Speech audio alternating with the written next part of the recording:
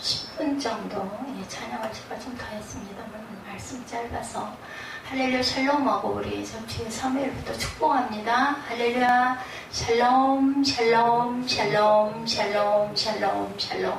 하나님 사랑합니다. 여러분 주 안에서 사랑합니다. 오바디아입니다. 1장으로 되어 있죠.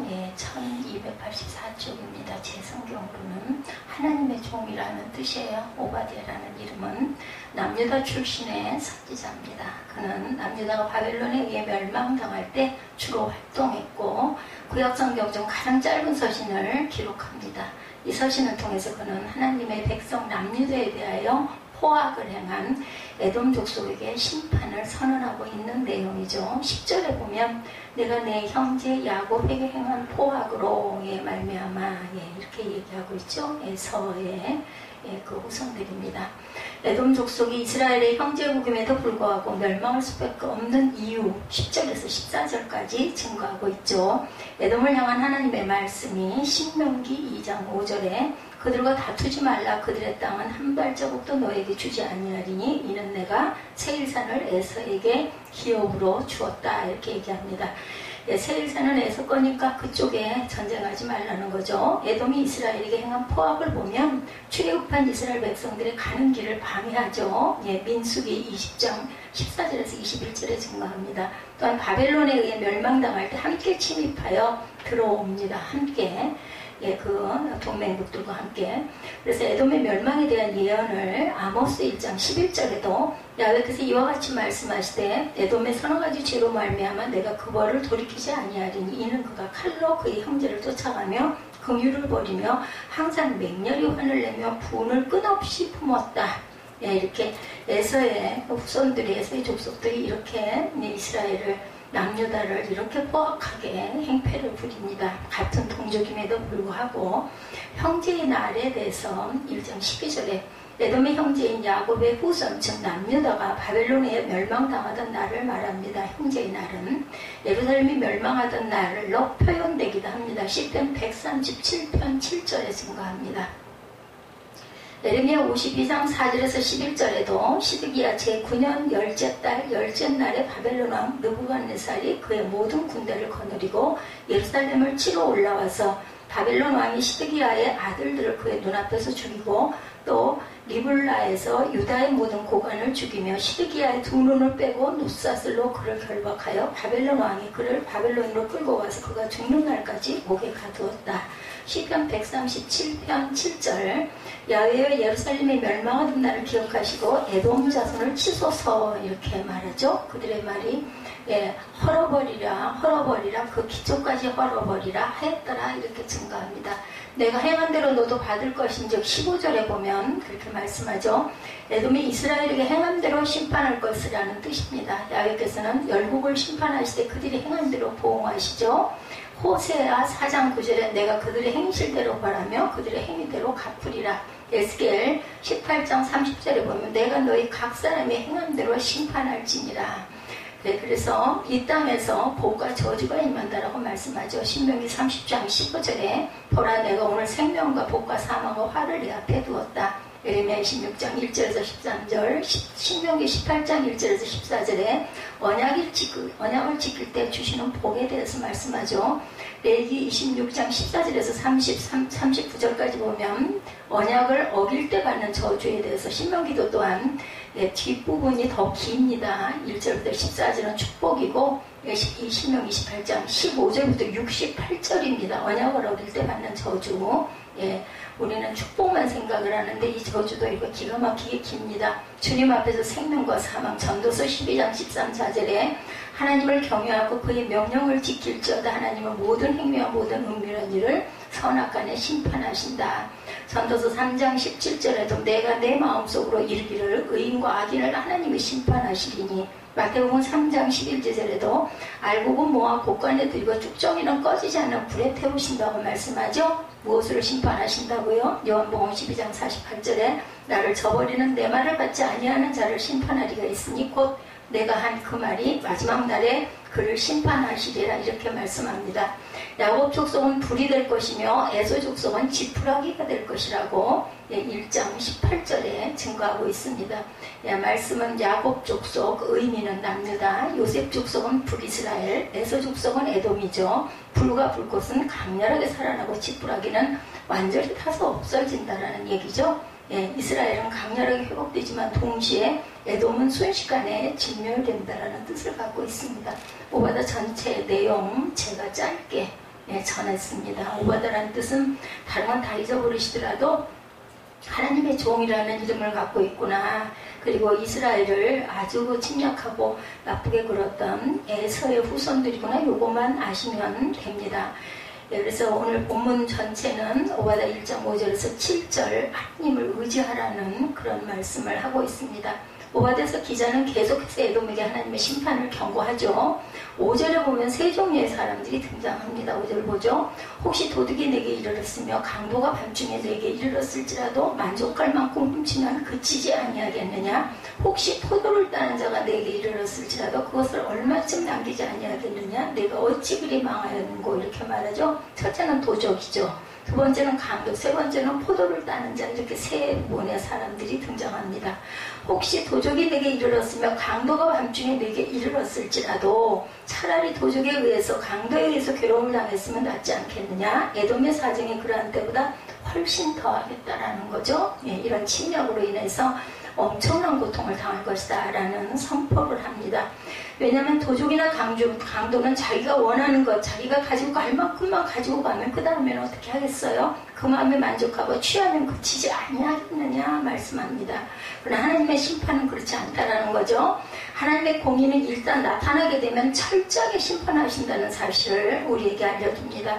아울러 하나님의 심판은 도적이나 강도가 밤에 은밀히 와서 무엇을 취하는 것처럼 그렇지 아니하고 모든 사람 가운데 공개적으로 이루어진다. 혹시 포도를 따는 자가 내게 이르렀을지라도 그것을 얼마쯤 남기지 아니하였겠느냐. 5절에 이렇게 말씀하죠. 이 말씀과 관련된 말씀을 레위기 19장 10절에 보면 너의 포도원의 열매를 다 따지 말며 너희 포도원에 떨어진 열매도 줍지 말고 가난한 사람과 타국인을 위하여 버려두라. 나는 너희 하나님 야훼니라. 이때부터도 보면은 농작을 해가지고 이삭이라고 그러죠. 그거를 다 거두지 말고 놔둬라. 가난한 자, 고아, 그리고 과부들이 그 옛 시절에는 정말 힘이 없었어요. 자녀가 없고 남편이 없으면 뭘로 먹겠습니까? 그죠? 그랬기 때문에 이삭을 그렇게 남기는 건 가난한 자와 고아와 과부를 위해서 남겨놓는 거죠. 그러나 하나님의 심판은 그렇지 않다라는 거죠. 율법에 얽매여 무엇을 남겨야 하는 그런 것이 없이 철저하게 심판하신다는 것을 우리에게 말씀하고 우리에게 경고합니다. 물론 우리 하나님은 인자하신 하나님, 자비로우신 인애의 하나님이시기도 해요. 그죠? 그러나 자비가 짓밟힐 때, 하나님의 자비가 받아들이지 않아질 때는 하나님의 공의가 무섭게 서게 된다는 사실을 우리가 꼭 알고 가자. 예를 들어서 소돔과 고모라가 멸망당할 때 어땠어요? 불로 다 심판하죠. 하나님께서 처음부터 소돔과 고모라를 멸하신 것이 아닙니다. 먼저 하나님께서 과연 그런 말을 직접 보여주시기 위해서 땅에 오시죠. 아브라함의 중보의 기도를 들으십니다. 소돔과 고모라에 10명만 있었다면 하나님은 그 땅을 멸하지 않겠다라고 그렇게 아끼고 말씀하셨는데 그걸 미처 다 약속을 지키지 못합니다. 그러나 롯의 두 사이가 하나님의 자비를 우습게 알고 농담으로 여기고 저항할 때 하나님의 공의가 나타나게 됩니다. 그럴 때 소돔과 고모라가 흔적도 없이 하나님의 심판에 의해서 멸망당했다는 것을 우리가 성경을 통해서 압니다. 우리는 늘 하나님의 자비로우심을 귀하게 여길 줄 알고 하나님께 긍휼을 베풀어 달라고 기도하는 모습이 항상 돼야 되겠죠. 우리가 살고 있는 이 땅이 소돔과 고모라와 같이 점점 악해지고 있어요. 점차로 타락해 갑니다. 어둠이 깊어만 갑니다. 저는 요즘에 청소년들을 보면서 방법을 모르겠더라고요. 어떻게 해야 맞는지를 모르겠어요. 야단을 쳐도 또 부모 안아도 이게 문제점이 다 있습니다. 뭐다 친다고 듣겠습니까? 부모 안으면 더 한없이 더 부모 안아야 되는데 바꾸시는 것은 하나님이 바꾸셔야지 사람이 바꿀 수 있는 건 아닌 것 같아요. 본인이 뭔가를 깨달아서 탁 걸리면 그죠? 딱 걸리면 우리 예지처럼 내가 이렇게 해서 살아야겠다 이게 걸리면 해결이 되는데 그렇지 않으면은 어쩔 수가 없어서 하나님이 그것도 하시리라고 믿습니다. 사람을 통해서든 문제를 통해서든 건강을 통해서든 반드시 고쳐주시라고 믿습니다. 그럼에도 불구하고 하나님이 서울 도성을 심판하지 아니하시고 아끼시는 것은 우리가 부족하지만 아침을 깨우고 예배드리는 하나님의 종들 그리고 하나님의 자녀들이 날마다 조국을 위해서 저처럼 보잘것없는 사람도 기도할 땐 제일 먼저 나라를 위해서 이 코로나가 들어오면서 저는 이 부분이 아주 커지고 심해졌습니다. 우리가 살 수 있는 길은 기도밖에 없구나. 내가 호흡하는 거, 내가 발걸음 딛는 곳 어느 곳인지 우리는 알 수 없어요. 아무리 조심을 하고 마스크를 쓰고 손 소독을 하고 안 갈 수 있으면 최대한으로 안 가도 전혀 안 가고 어디를 안 가고 출입을 안 하고 살 수는 없거든요. 어디에선가 그 균이 내게 침입을 해오면 우리는 속수무책으로 아무리 예방주사를 맞는다 해도 온전치가 못합니다. 그렇기 때문에 정말 기도할 때다. 지금 이때가. 그러다 보니 나라와 민족을 위해서 또 북한에서 얼마나 고통들을 당하고 있을까. 저는 뉴스에 어둡습니다만 간간히 들려오는 소식을 통해서 정말 그 땅굴 속에서 기도하고 예배하면서 얼마나 숨을 죽이고 두려워하면서 하나님께 눈물을 흘리고 기도하고 있을까. 이게 마음에 느껴지면서부터 정말 저는 기도할 때는 꼭 내 기도는 어디로 갔는지도 모르겠고 나라와 민족과 북한을 위해서 기도하게 됩니다. 원래 그러지 않았었어요. 그런데 정말 코로나19가 들어오면서 정말 기도해야 되겠고 우리나라 민족도 정말 귀하구나 이런 마음이 들더라고요. 오늘 본문 봅니다. 5절 하반부에 보면 내가 어찌 그리 망하였는고 이렇게 말씀하고 계세요. 그죠? 그리 어찌 그리 망하였는고 에서가 에돔이 철저하게 망하였다는 거죠. 어찌라고 하는 것은 상상을 초월할 정도 기가 막힐 줄은 어쩌면 그럴 수가 있어. 우리 이런 말 많이 하잖아요. 도대체 어떻게 그럴 수가 있어. 어찌 그리 6절에 에서가 어찌 그리 수탐되었으며 감춘 보물이 어찌 그리 수탐되었는가. 어찌 소리가 계속 반복이 됩니다. 3절 말씀에도 보면 에돔은 바위 틈에 거한다. 아주 기가 막힌 장소에 거하죠. 에돔은 산악지대이기 때문에 바위가 많아요. 그 바위 틈에 또 동굴 속에 자기들이 가지고 있는 보물들을 감추고 거기에 숨어 있다라는 거죠. 그런 식으로. 그러니까 알 수 없는 사람은 그것을 도저히 알 수가 없어요. 많이도 감춰졌을 거예요. 그 당시에 에돔은 상당한 강대국이었습니다. 항구 에시온 계배를 중심으로 해서 위로 옆으로 왕위대로 킹스 하이웨이라고 얘기하죠. 라고 하는 고속도로가 있었다고 그래요. 에돔은 주변 사람들이 그곳을 통과할 때 통행료를 징수했을 것이고 또 육로로는 위로 다메섹 옆으로는 애국으로 아라비아로 또는 에시온 계배에서 배를 타고 빨리 인도와 무역도 해서 많은 부를 거두어들일 수 있었던 거죠.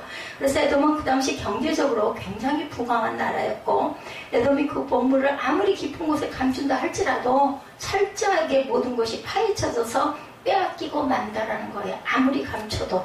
누군가가 여러분들 혹시 경험해 보셨어요? 저는 경험을 작은 경험이지만 비할 수도 없는 경험이지만 해봤는데요. 어디다 감춰도 안전한 곳은 없더라고요.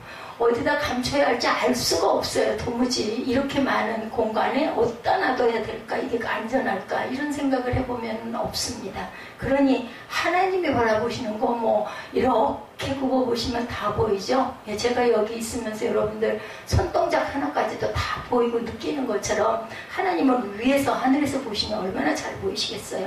우리가 아무리 감춰도 소용이 없어요. 우리 마음보까지 다 아시죠? 하나님의 심판은 도적이나 강도처럼 포도를 따는 자처럼 얼마를 남기는 아량을 베풀지 않으신다라는 겁니다. 그래서 하나님은 심판하실 때 하나도 남김없이 철저하게 감춘 보물까지 다 끝까지 보물은 있어서 뭐 하겠어요? 소돔과 고모라 성 불태울 때 어땠어요? 로사네가 뒤돌아보다가 소금 기둥이 되죠?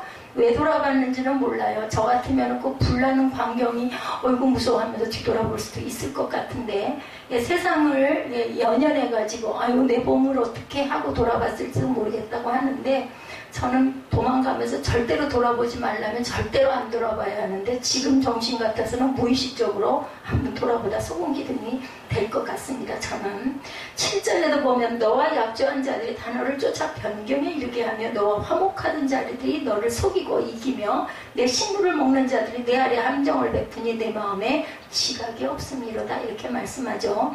여기에도 세 종류의 사람이 나옵니다. 어떻게 됩니까? 첫째는 약조한 자들, 둘째는 화목하던 자들, 셋째는 식물을 먹는 자들. 이 세 부류죠.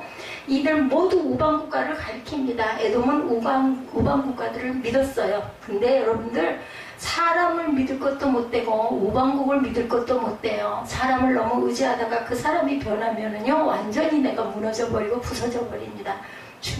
중요한 건 내가 단단히 서야 된다라는. 물론 의지하고 붙들고 쓸 수는 있어요. 그 다음에는 내가 서서 내가 걸어가야 되고 바라볼 곳은 하늘밖에, 하나님밖에 안 계시다라는 거 여러분 절대 잊지 마시고 바랍니다. 절대로 사람은 믿을 바가 못 돼요. 이 사람은 어떤 자예요? 믿을 자가 아니라 사랑을 줄 자다. 하나님 이렇게 말씀하셨습니다. 우리가 사랑해야 할 대상은 이웃이고 그리고 사람이라는 거죠. 절대로 믿어서는 믿는 건 하나님만 믿어야 합니다. 그러나 그들은 에돔을 배반하죠. 그 우방국가들.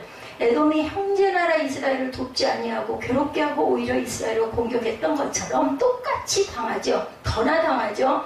이제는 에돔과 약조한 우방국가들이 에돔을 돕는 것이 아니라 에돔을 공격하고 에돔을 짓밟게 된다는 것을 우리에게 보여줍니다.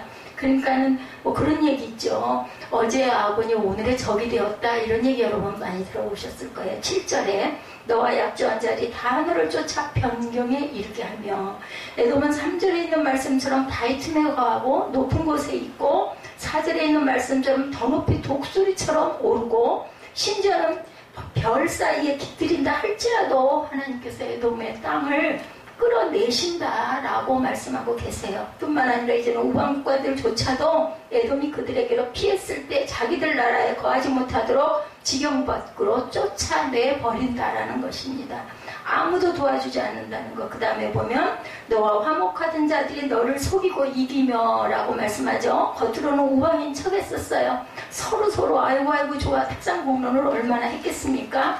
에돔이 강할 때는 그렇게 했을 거예요. 그러나 공경에 처할 때 에돔을 돕는 것이 아니라 에돔을 속여서 자기들의 이익을 당연히 챙기겠죠. 3절을 다시 읽어봅니다. 다이틈에 거하며 높은 곳에 사는 자여 내가 중심에 이르기를 누가 능히 나를 땅에 끌어내겠느냐 하니 너희 중심의 교만이 너를 속였도다. 뭐라고 그래요?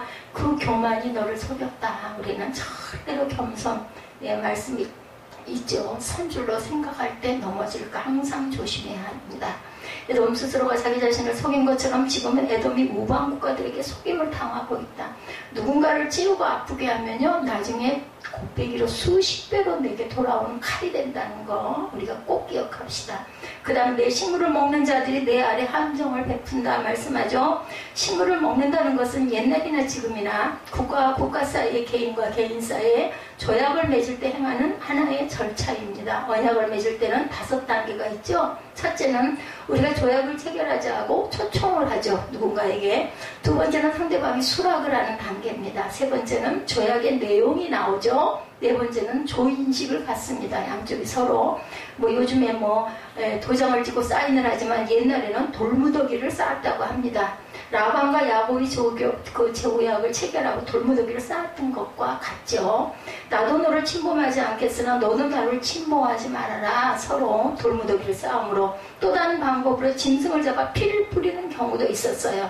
마지막으로 5번째 단계 서로 먹이고 마시죠. 만찬을 합니다. 잔치를 하죠. 마지막으로는 조약 체결하자 초청하고 상대방이 수락하고 와서 조약의 내용이 나오고 펼쳐지고 조인식을 갖고 그 다음에는 먹고 마시는 만찬, 잔치를 베풀죠. 본문의 경우가 바로 그거죠. 내 식물을 먹는 자들이 내 아래 함정을 베푼다 말합니다. 조약을 체결한 자들이 오히려 너를 잡기 위해서 내 아래 함정을 판단하는 것. 내 마음에 지각이 없음이로다. 그럼에도 불구하고 에돔이 그것을 깨닫지 못했어요. 그들에게는 지각이 없기 때문입니다. 여러분들 하나님의 지혜를 구하시며 사시기 바랍니다. 에돔은 하나님을 믿고 하나님을 의지하려고 하지 않고 사람을 의지하다가 이런 꼴을 당해요. 우리 인생에 우리 삶에 이 구약에 있었던 이 시절의 이야기가 오늘 현재 저와 여러분에게도 오늘도 내일도 항상 있는 일들이라는 거 잊지 맙시다. 분명히 잘못이에요. 하나님을 의지하려고 하지 않고 사람을 의지하는 거 누구에게 물어봐도 그거 잘못이라고 크리스찬들은 다 얘기할 겁니다. 그런데 우리가 그럴 때가 나도 모르게 너무나 많다라는 거. 그게 깨달아졌을 때는 얼른 돌이켜야 합니다. 매이지 마시기 바랍니다. 학문에 매이지 마세요. 그걸 자유하게 즐기시고 기뻐하면서 할 수 있는 것이 아니고 너무너무 죽을 것 같은 고통스러운 거면은 내려놓는 게 답이라는 거 말씀드립니다. 가장 중요한 것은 하나님이 주신 내 몸과 생명, 내 영이 맑고 깨끗하고 강건하고 건강해야 한다라는 거 절대 잊지 마십시다. 사람은 사랑과 용서의 대상은 되지만 믿고 의지할 대상 절대 못 된다라는 거. 많이 사랑해주고 많이 용서해줘야 돼요. 용서하되 어제 저희가 밤에 그런 마음이 딱 왔어요. 용서하되 잊지는 말자. 예, 그 이스라엘 백성들이 그렇게 썼다죠. 그죠? 그 유대인들 그 대학살 거기 가면 그때 그 썼던 애장품들이 그렇게 잔뜩 무더기 쌓여있대요. 거기 기념관에 가면. 그리고 거기 써져 있는 게 용서를 하되 잊지는 말자. 맞습니다. 두 번 다시 그런 일에 또 올무를 거기에 걸려서는 절대로 안 됩니다. 한 번 실수할 수 있어요. 실수했고 내가 실수했다라고 인정하고 그리고 상대방을 용서하되 절대로 잊어서는 안 돼서 반복되면 안 됩니다. 이 몸의 소망 무행과 우리 주 예수뿐일세. 우리 찬송 많이 하죠. 우리 주 예수밖에는 믿을 이가 아주 없다라는 거.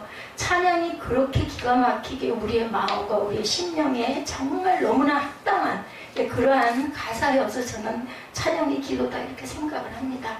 결코 믿음의 대상 사람 아니라는 것 몇 가지 예를 들어봅니다. 형이 동생을 죽였죠? 가인과 아벨 너무나 잘 아시죠? 성경에서 대표적인 예입니다. 가인은 자기 동생 아벨을 죽였어요.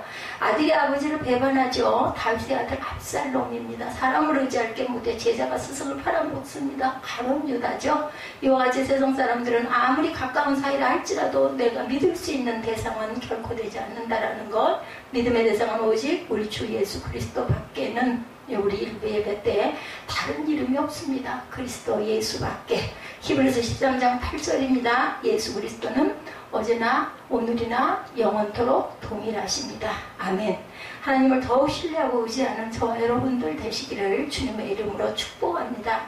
그런데 에돔은 주변에 있는 나라들을 의지하고 하나님을 의지하지 않는 불신앙적인 모습을 갖죠. 결국 그런 나라들에 의해서 공경을 당하는 모습을 우리가 알게 됩니다. 오바다서를 통해서. 오늘 하루도 하나님을 더욱 의지하고 하나님을 신뢰함으로 하나님이 주시는 도움을 받아서 승리하시는 복된 하루가 되시기를 주님의 이름으로 축복합니다. 시편 121편 1, 2절입니다. 내가 산을 향하여 눈을 들리라. 나의 도움이 어디서 올꼬. 나의 도움이 누구를 천지를 지으신 야훼께서다. 아멘.